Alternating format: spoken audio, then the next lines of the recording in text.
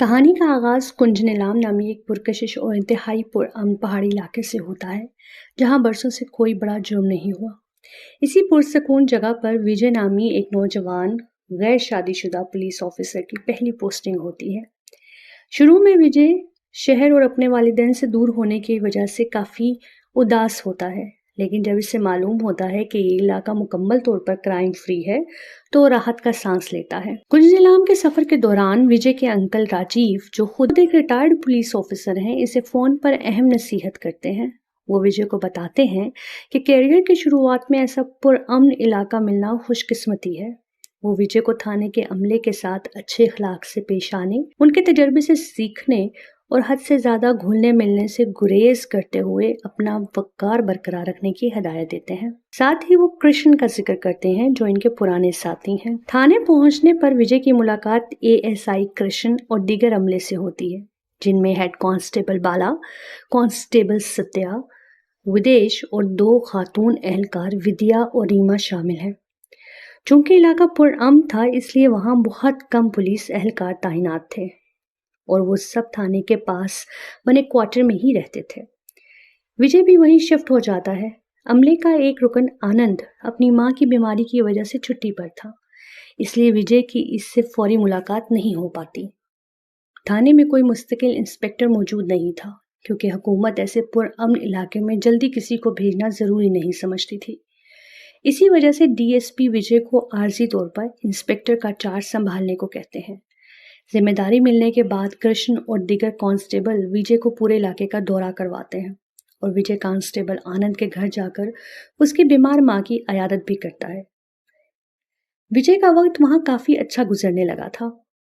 वक्त गुजरने के साथ साथ विजय इस माहौल में ढल जाता है। खातून एहलकार विद्या और रीमा अक्सर इसकी तवज्जो पाने के लिए खाना बनाकर लाती हैं और विजय को ये भी मालूम होता है कि विद्या कराटे में ब्लैक बेल्ट है। बज़ाहिर सब कुछ बहुत पुरसकून नजर आता है, लेकिन ये सुकून दरअसल एक बहुत बड़े तूफान से पहले की खामोशी थी। जल्द ही इस पुरअमन जगह पर अचानक कत्ल और डकैती का एक ऐसा खौफनाक सिलसिला शुरू हो जाता है जिसका सुराग लगाना नामुमकिन लगता है, और जब आखिर में सच सामने आता है तो सबके रोंगटे खड़े हो जाते हैं। विजय थाने के अमले के साथ अच्छे ताल्लुकात कायम करने के बावजूद एक पेशेवराना दूरी बरकरार रखता है और कृष्ण की तरफ से शराब पीने की दावत को अपने अंकल की नसीहत याद करते हुए शाइस्तगी से मुस्तरद कर देता है। इसी दौरान इलाके के बार का मालिक विजय को रिश्वत देने की कोशिश करता है, जिसे विजय सख्ती से रद्द कर देता है। बाद में कृष्ण वजाहत करता है कि थाने के अखराजात के लिए सरकारी फंड्स की कमी की वजह से वो ऐसे पैसे ले लेते हैं, लेकिन विजय अपने असूलों पर कायम रहता है और किसी भी किस्म की बदउनवानी का हिस्सा बनने से इनकार कर देता है। इलाके में अमन उस वक्त बिगड़ता है जब बार का मालिक का बेटा खुलेआम गांजा पीते हुए पकड़ा जाता है। विजय कानून के मुताबिक इससे और शिकायत करने वाले को थाने ले आता है, जिस पर इलाके का बाअसर शख्स साबू मुदाखलत करने की कोशिश करता है। विजय साबू के दबाव को नजरअंदाज करते हुए लड़के पर केस दर्ज करने का फैसला करता है, क्योंकि तलाशी के दौरान इससे गांजा बरामद हुआ था। अगरचा बाद में कृष्ण समझाने पर कि केस लड़के के मुस्तकबिल में दुबई जाने का मौका बर्बाद कर देगा, विजय उसे छोड़ देता है, लेकिन साबू इस तौहीन का बदला लेने का फैसला कर लेता है।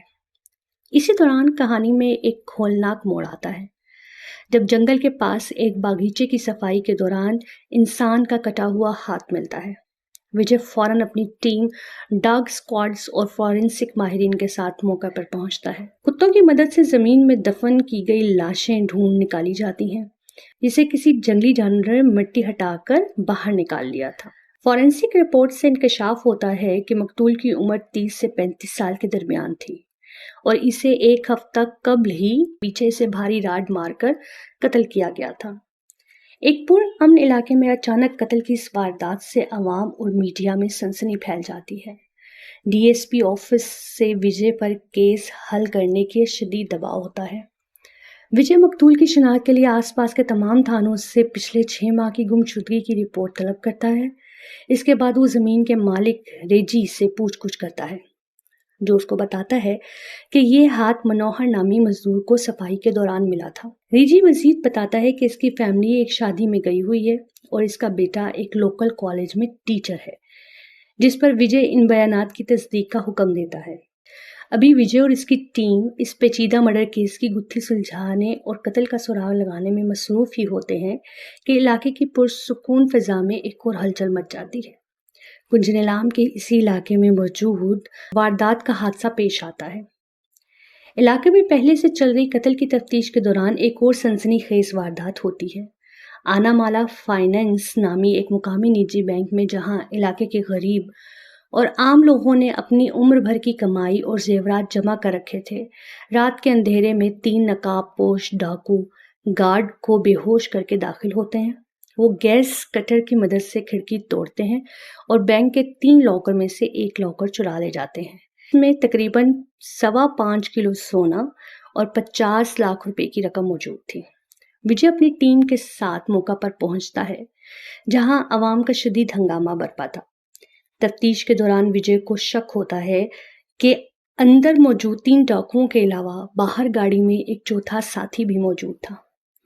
ताहम डाकुओं ने आते ही सीसीटीवी कैमरों पर कलर स्प्रे कर दिया था और पिछली रात होने वाली तेज बारिश की वजह से फॉरेंसिक टीम को कोई फिंगरप्रिंट या पांव के निशान भी नहीं मिले। कोई सुराग ना मिलने के बायस विजय पर दोनों केसेस हल करने का दबाव मजीद बढ़ जाता है। जब विजय बैंक के मैनेजर से दुश्मनों के बारे में पूछता है तो पता चलता है कि मनोज नामी एक शख्स का ज्यादा सूद की वजह से सब कुछ छिन गया था और वो बदला लेने की धमकी दे चुका था। विजय फौरन विद्या और बाला को लेकर मनोज के घर पहुंचते हैं, जहां इसकी बीवी सिंधु बताती है कि मनोज 16 तारीख से गायब है और इसने फोन पर कुछ दिन बाद लौटने का कहा था। विजय सिंधु के बयानात की सच्चाई जांचने के लिए इसके कॉल रिकॉर्ड चेक करने का हुक्म देता है। मनोज के घर से लौटते हुए विजय के जहन में एक नया ख्याल आता है कि जंगल से मिलने वाली लाश की उम्र और मनोज के लापता होने की तारीख आपस में मेल खाती है। वो शक दूर करने के लिए सिंधु की लाश को तस्दीक के लिए बुलाता है। ताहम सिंधु लाश देखकर वासे करती है कि ये इसके शौहर की नहीं है। इस इंकशाफ के बाद लाश की शिनाख्त का मुअम्मा तो बरकरार ही रहता है, लेकिन मनोज अब भी बैंक डकैती का मरकजी मुलजिम बना रहता है। अभी पुलिस दोनों बड़े केसेस में उलझी ही थी कि थाने में ब्लैकमेलिंग का एक हसास मामला सामने आता है। मारिया नामी लड़की को इसके साबका बॉयफ्रेंड सनी होटल में खींची गई नाजेबा तस्वीरों और वीडियो के जरिए ब्लैकमेल करके 5 लाख रुपए मांग रहा था और रकम ना देने पर मारिया खुदकुशी करने पर मजबूर थी। विजय फौरी कार्रवाई करते हुए एक जांच आता है और विद्या और रीमा को सिविल कपड़ों में मारिया के कजन बनाकर होटल भेज देता है, जहां खुफिया कैमरे की मदद से सनी की बदतमीजी और ब्लैकमेलिंग का ठोस सबूत रिकॉर्ड करके इसे रंगे हाथों दबोच लिया जाता है। मारिया का केस हल करने और इसकी तस्वीर डिलीट करवाने के बाद सत्या विजय को बताता है कि मनोज की बीवी सिंधु सच कह रही थी, क्योंकि कॉल रिकॉर्ड्स के मुताबिक मनोज की आखिरी लोकेशन रेलवे स्टेशन पर ही थी।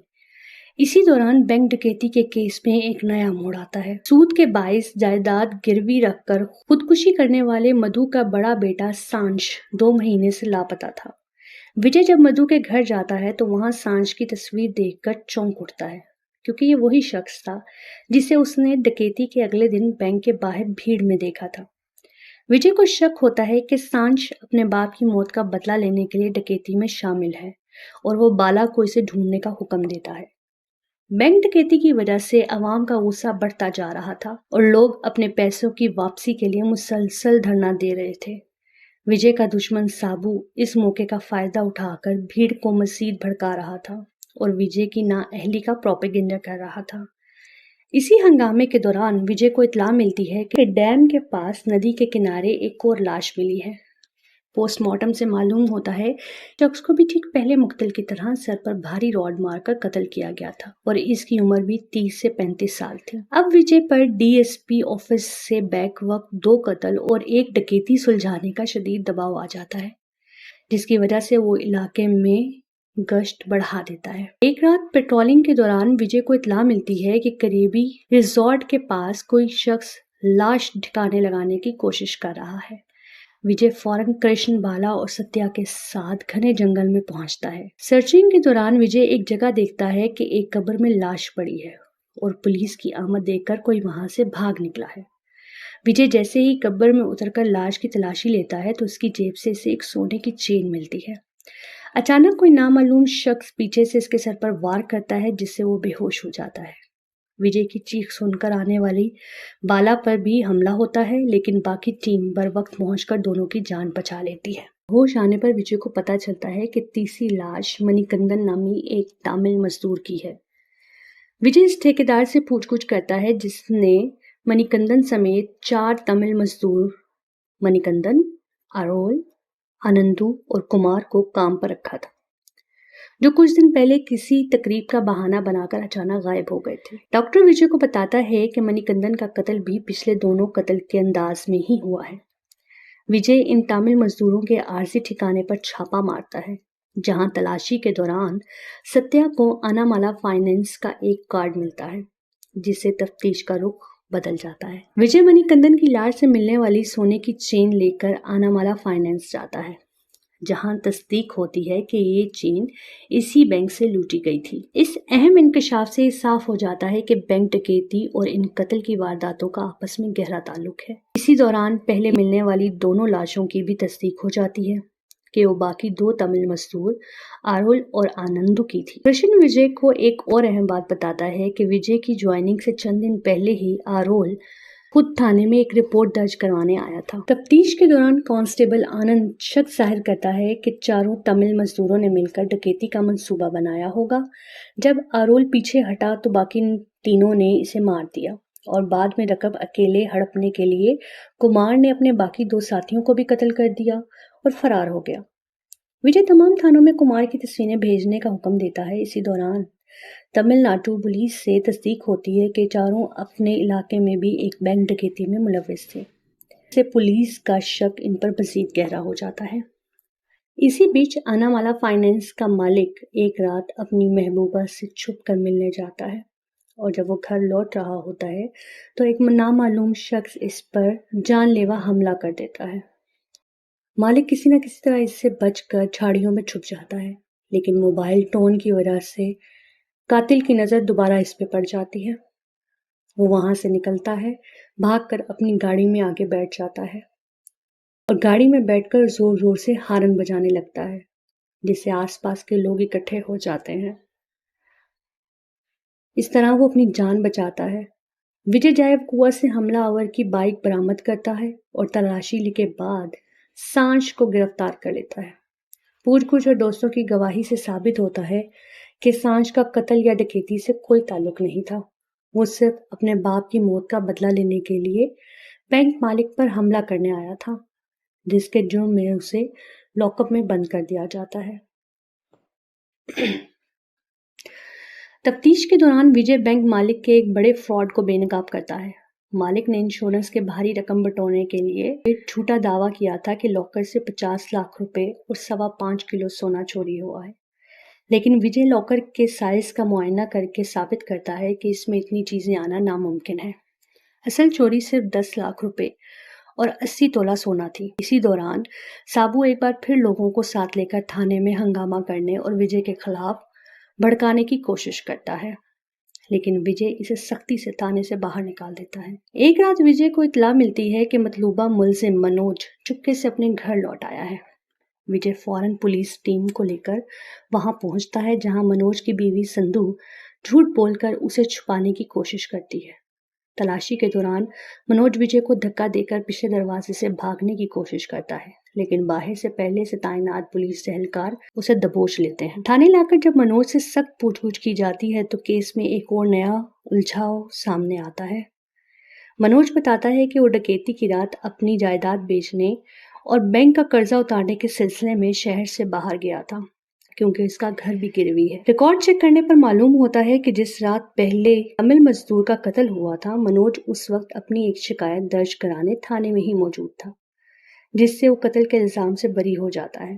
ताहम विजय को अब भी ये शक होता है कि शायद डकैती का मास्टरमाइंड मनोज ही था, जिसने खुद को बचाने के लिए तमिल मजदूरों को इस्तेमाल किया और माल की तकसीम के लिए उनसे मिलने ही वाला था। अगर तभी विजय को ऐसी बात पता चलती है जो तफ्तीश का रुख बदल देती है।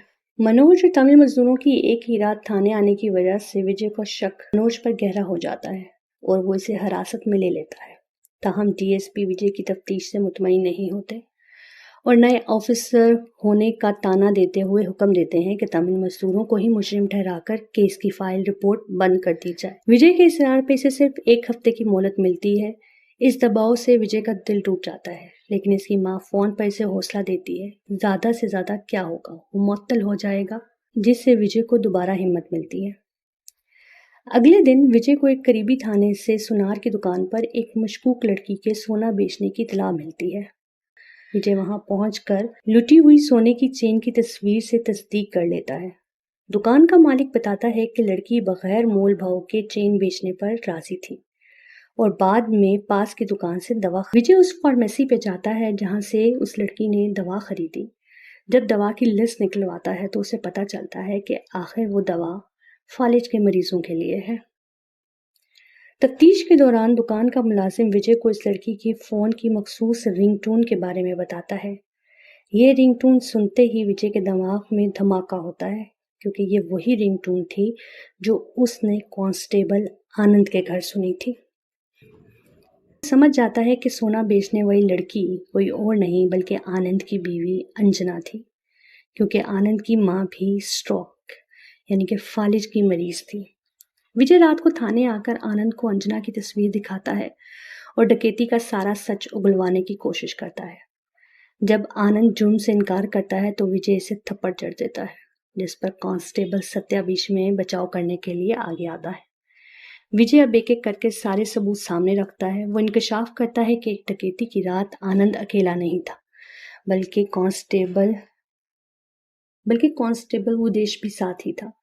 سی سی ٹی وی کیمروں پر اسپرے کرنے سے پہلے سڑک کے پانی میں گاڑی کی ایک خراب ہیڈ لائٹ کی روشنی نظر آئی تھی اور اس رات صرف تھانے کی گاڑی کی ہیڈ لائٹ خراب تھی۔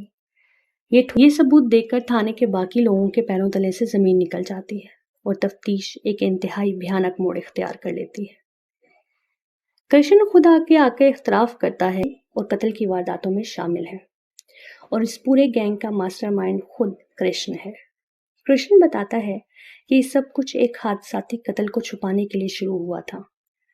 تمل مزدور ارول کو جب تفتیش کے لیے لایا گیا تھا تو اس نے ستیا پر ہاتھ اٹھایا، جس کے جواب میں ستیا نے اسے اتنا مارا کہ وہ مر گیا۔ اس پہلے قتل کو چھپانے اور باقی تمل مزدوروں کو خاموش کروانے کے لیے انہوں نے ڈکیتی اور یکے بعد دیگرے قتل کا یہ خوفناک جال بنا ڈالا۔ اے ایس آئی کرشن انکشاف کرتا ہے کہ ان تامل مزدوروں کا جرمانہ ماضی دیکھ کر انہوں نے مل کر انامالا فائنانس ڈکیتی کا منصوبہ بنایا تاکہ بینک لوٹنے کے بعد سارا الزام ان پر ڈال کر انہیں بھگا دیا جائے اور ارول کی حادثاتی موت کا معاملہ بھی دب جائے۔ ڈکیتی کے بعد جب تمل مزدور طے شدہ رقم سے زیادہ مانگنے لگے اور ارول کی لاش کا ڈر دکھانے لگے تو کرشن اور اس کے ساتھیوں نے مل کر ان پر حملہ کر دیا۔ آنندو اور کمار کو موقع پر ہی قتل کر دیا۔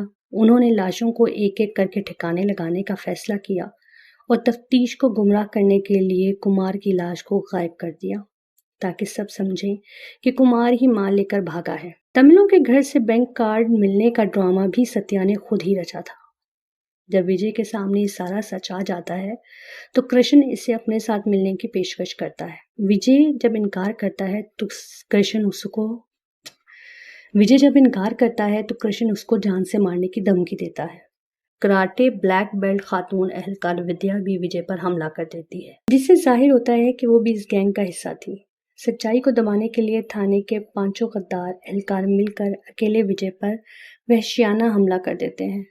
وجے اپنی جان بچانے کے لیے ان 5 کا بہادری سے مقابلہ کرتا ہے اور ایک طویل لڑائی کے بعد ان سب کو زخمی کر کے خود کو بچانے میں کامیاب ہو جاتا ہے۔ تھانے کے اندر اس ہولناک صورتحال کو دیکھ کر ایماندار اہلکار ریما اور بالا فوری طور پر ڈی ایس پی آفس کو اطلاع دیتے ہیں۔ جلد ہی اضافی پولیس فورس موقع پر پہنچ کر وجے کی جان بچا لیتی ہے اور کرشن اور ودیا، ستیا، آنند اور ودیش سمیت 5 مجرم پولیس اہلکاروں کو گرفتار کر لیا جاتا ہے۔ وجے کی زندگی کی پہلی ہی پوسٹنگ ایک بھیانک اور یادگار تجربہ بن جاتی ہے۔ یہ کہانی ہمیں دکھاتی ہے کہ جب قانون کے رکھوالے ہی خود لٹیرے اور قاتل بن جائیں تو عام آدمی کا اعتماد ٹوٹ جاتا ہے، لیکن وجے جیسے چند ایماندار اور فرض شناس افسروں کی بدولت ہی آج بھی معاشرے میں انصاف اور قانون پر عوام کا بھروسہ قائم ہے۔